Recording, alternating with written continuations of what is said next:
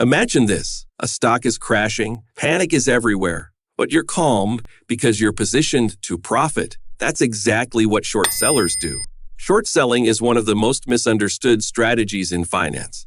Some say it's a tool that keeps markets honest. Others call it outright manipulation. But one thing's for sure, when done right, it can make you billions. But when done wrong, it can lead to catastrophic losses. In January 2021, I was in the middle of the GameStop short squeeze and took a significant profit. I've seen how these high-stakes moves play out, and now I want to take you behind the scenes. In the next few minutes, you'll discover why short selling isn't just about betting against a stock. It's about mastering a game where fortunes are made and lost. Welcome to Value Runtime. I'm Young, a Wall Street veteran, Silicon Valley innovator, and Stanford-trained entrepreneur. Over the years, I've delivered value and created wealth across industries, from global technology companies to top financial institutions. Now I'm channeling those insights into my own venture and sharing everything I've learned with you. In this video, we're breaking down the world of short selling. We'll demystify how it works, uncover some of the biggest wins and most painful losses, and shine a light on the hidden risks most people never see. You'll also learn why some people view short sellers as market watchdogs, while others see them as gamblers playing with fire. And as a bonus, I'll share my personal story from the GameStop short squeeze, so be sure to stick around until the end. All right, let's break this down super simply. In traditional investing, if you're bullish on a stock, you buy it and hope its price goes up. But short selling flips that idea on its head. When you short a stock, you're betting that its price will drop. Here's how it works. Suppose you've identified a company, let's call it Young's Coffee, that's currently trading at $100 per share, but you believe it's overvalued and headed for a decline. Since you don't own any shares, you first borrow them from someone who does, usually through your brokerage. You then sell these borrowed shares at the current market price. Later, when the price falls to, say, $50, you buy the shares back at the lower price, return them to the lender, and pocket the difference as your profit. In essence, short selling is simply the reverse of buying and holding a stock. That's the basic process of short selling: borrow, sell, repurchase, and return. But let's delve deeper into two key questions. First, how do you find someone willing to lend you their shares? Second, why would anyone lend their shares in the first place? To find a lender, you typically go through a brokerage firm. Brokerages know which clients hold which stocks and can connect you with those willing to lend. For larger institutional investors, investment banks have specialized prime brokerage departments to facilitate this. As for why someone would lend their stock, it's not out of the goodness of their heart. Lenders charge interest on the borrowed shares, similar to how interest is paid on a loan. In short, short selling is the opposite of going long. One expects a price increase, and the other anticipates a decline. The only twist is that the latter must borrow before selling. Most discussions of short selling stop at the basics, but we're just getting started. Let's look at the realities of short selling. When short selling, your profit is limited to the stock's price falling to zero. If Young's Coffee is at $100, the maximum you can make is $100. However, your potential losses are unlimited. If the stock price rises, say, to $200, $300, or more, your losses can climb without a clear limit. This unlimited risk is why short selling can be stressful. Unlike long positions, where losses are capped, short sellers face potential financial ruin. For example, between March 2020 and 2022, the S&P 500 index doubled. Let's take a moment to imagine the pain of being a short seller during that period. Remember Enron, one of the biggest financial frauds in history? Jim Chanos, a famous short seller, made $500 million by betting against the company. However, even Chanos has made mistakes. In 2016, he targeted Tesla, believing its stock was overvalued compared to traditional automakers. While Tesla initially fluctuated, its production increased significantly in 2018 and 2019, disproving the doubts about Elon Musk. Chanos held on to his short position, and Tesla's stock eventually increased 18-fold from his initial bet. Fortunately, Chanos had a rule limiting any single stock to 5% of his portfolio, which prevented catastrophic losses, but his investors still withdrew their funds. So with all this risk, you might be wondering, how do short sellers even sleep at night? The answer is they use hedging strategies. Most serious short sellers don't go all in on one bet. Instead, they play both sides of the game, which is called a long-short strategy. This involves balancing a short position with a long position in another stock or in the broader market. For example, if you're shorting Young's Coffee, you might go long on a more stable company. This way, if the market rallies unexpectedly, the gains on your long position can help offset the losses on your short side. This long-short strategy mitigates market risk.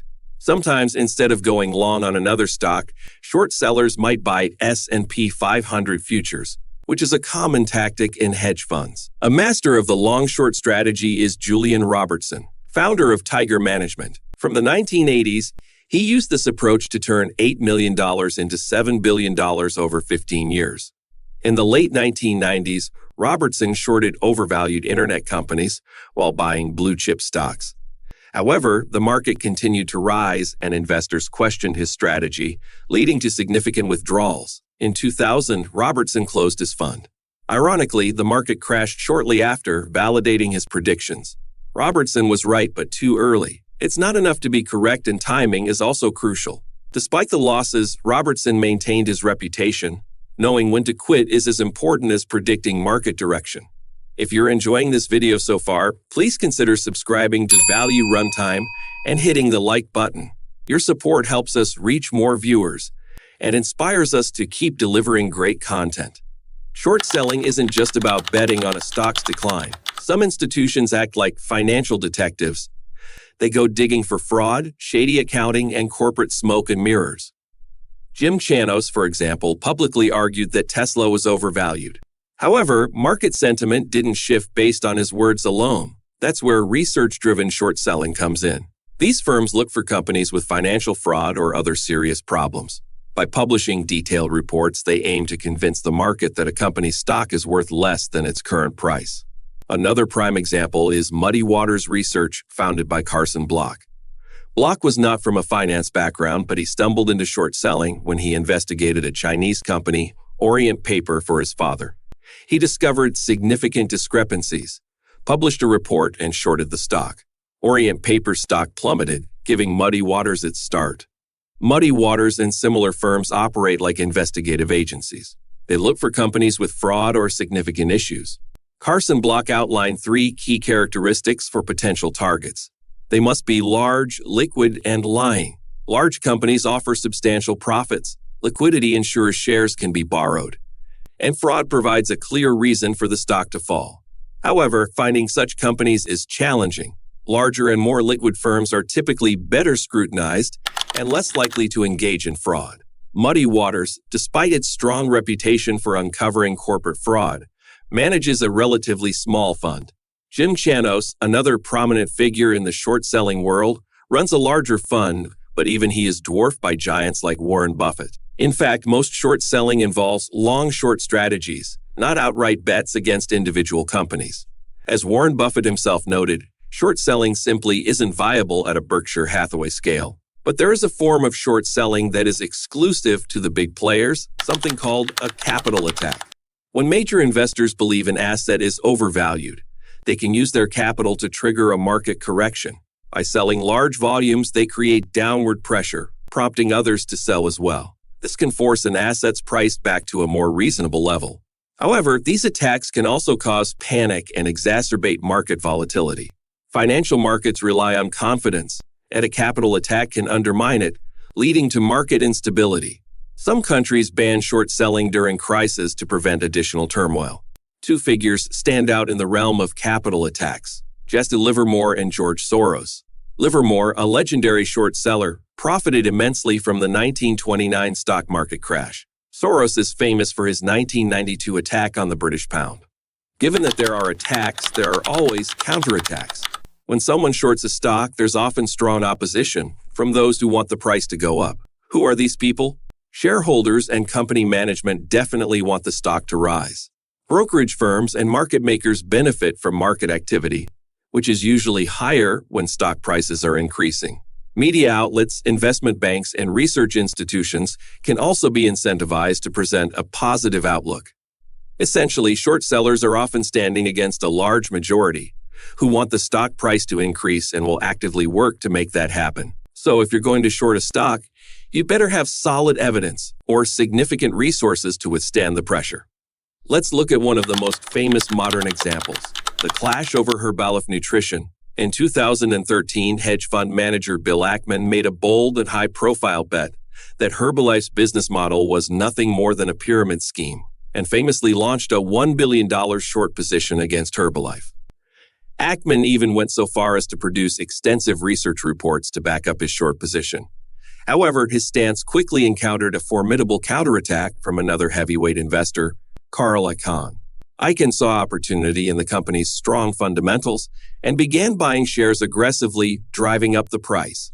As the market rallied, Ackman's short position started to bleed, and he eventually had to exit his bet at a substantial loss. This dramatic showdown between two titans of the financial world underscores how market dynamics can turn against even the most carefully crafted short-selling strategies. When the crowd rallies behind a stock, the pressure on short sellers mounts, and in some cases, the resulting short squeeze can force even the most seasoned investors to cut their losses.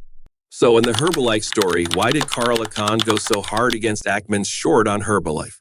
The key lies in the potential for a short squeeze. Short selling involves borrowing shares from a broker who requires you to maintain a margin account as collateral. If the stock price rises, your losses increase, and the broker may issue a margin call, demanding additional funds. If you can't meet that call, the broker forces you to close your position by buying back the shares. This forced buying can drive the stock price even higher, triggering a short squeeze. In the Herbalife case, Icahn aggressively bought stock to force Ackman to cover his short position. As Ackman was compelled to buy back shares, the rising price further accelerated the squeeze, allowing Icahn to profit from his long position. Even for a wealthy investor like Ackman, a sustained price increase could eventually force a costly exit. Short squeezes occur regularly in the market. While they can be exciting, they often create significant instability because they are driven by forced buying rather than rational valuation. This risk is just one of many challenges short sellers face. They contend with limited profit potential, unlimited losses, high borrowing costs, resistance from company management, and constant pressure from potential short squeezes. In January 2021, meme stocks were on a wild ride. Retail investors on platforms like Reddit targeted heavily shorted stocks like GameStop. Their coordinated buying efforts triggered massive short squeezes, causing significant losses for hedge funds like Melvin Capital. I was fortunate to participate in this historical event.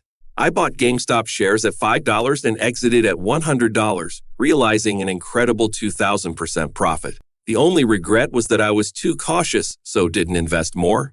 Of course, in a squeeze, timing is everything, so greed can be dangerous. We've covered a lot today, so if your brain's spinning a bit, you're not alone. There are many other ways to short a company, including shorting options, futures, and equity swaps. But these are often more complex and less accessible to the average investor.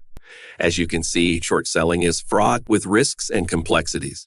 This is why many individual investors and even some institutional investors avoid it. Many mutual funds, insurance companies, and pension funds are often prohibited from short selling due to the inherent risks involved with managing other people's money.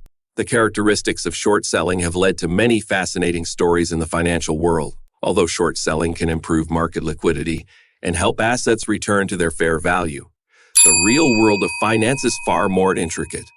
If you found this video helpful, hit that subscribe button, give it a like, and share your thoughts in the comments. Have you ever considered shorting a stock? Or do you think it's a game best left to billionaires and hedge funds? I'd love to hear your perspective. For deeper insights and helpful resources, head over to valueruntime.com. I'm Jan at Value Runtime. Thanks for watching, and I'll see you in the next video.